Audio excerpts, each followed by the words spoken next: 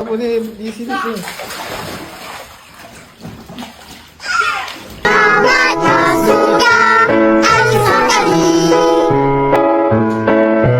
Terima kasih dan jumpa lagi.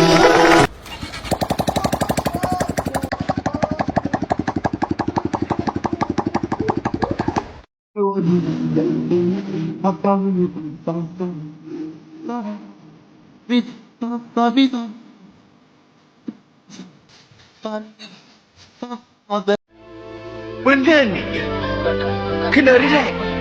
Tak boleh gabra. Abang dengan Nasir Jani kawan baik. Sama-sama PJ Askar Watania. Mister. Dulu, masa kecil-kecil, abang yang hantar dia pergi sekolah.